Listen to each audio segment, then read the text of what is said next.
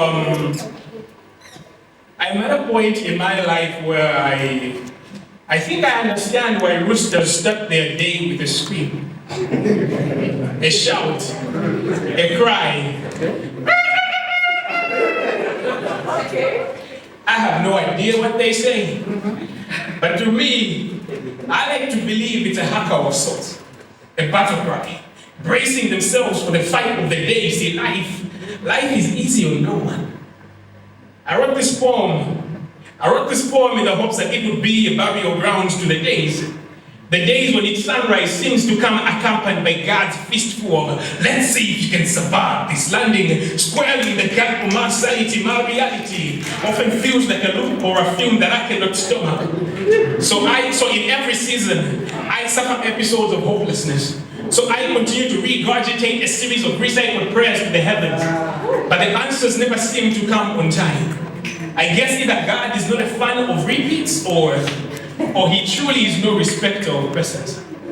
I wrote this poem as a eulogy to the night I got riddled by sleep paralysis.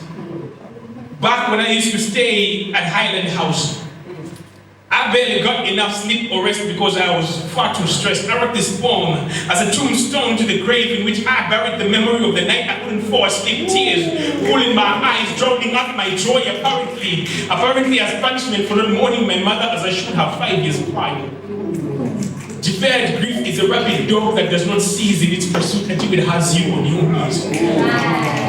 I wrote this poem as a dedication to the day I walked up Nationalist Road past 9 p.m. tear-stained, exhausted out of my mind after working back-to-back 12-hour shifts for weeks on end, with no day off, but barely making enough to pay my bills.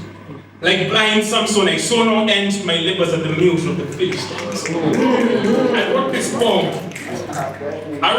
poem as a middle finger to the day. The day I received a text from a youngin I was scared for deeply telling me he almost stabbed me in my sleep because I kept on asking him to do chores as I left home for work. Honestly, I felt a part of me break.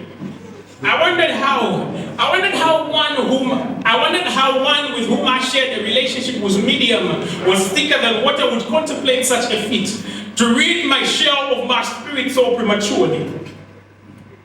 I wrote this poem as a flame to the shame that I felt. Highland House because I couldn't afford the rent. I moved back to a boarding house I stayed at a year prior as a student. I had to live in a room full of students as an intern. During the COVID days, I worked for free in UTH.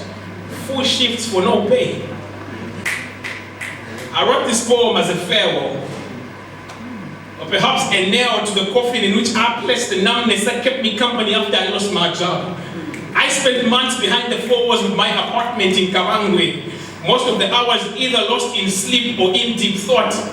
Those days were a reminder that living alone in a place where you have no friends in the neighborhood is not a feat for the faint of heart during the hard times. Fast forward to the present. Some days I wonder why my little brother and I in close proximity are like a lit matchstick next to a basin filled with gasoline on a windy day in a forest filled with dry timber. A wildfire just waiting to happen. And it often does.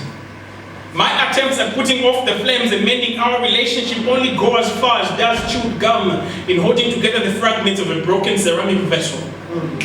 They never work. Some days I feel like I am in hell.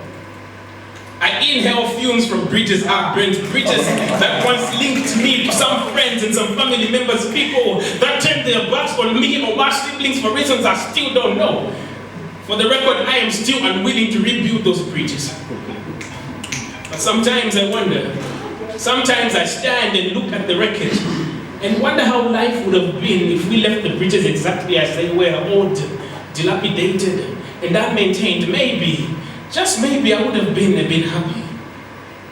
But I am not complaining though. This poem is not a complaint, no. I have grown accustomed to the blows that life keeps throwing at me. Every new punch, every new jab, every new hook, every new uppercut is nothing more than an extra vertebral disc added to the spine of my being. A few more, and I will be an upright man. Wow. So from now, until the end of my time, I will use these burdens as building blocks to build myself into the man that I need to be. From now until the end of my time, I'm gonna stand up. Take my burdens with me. Together we are going to a better place. Far across these barriers, I hear freedom calling me to answer. I'm gonna keep on keeping on. I'm gonna stand up, take my burdens with me. Together we are going to a better place. Far across these barriers, I hear freedom calling me to answer. I'm gonna keep on keeping on. From now until the end of my time, I will not be broken. Period.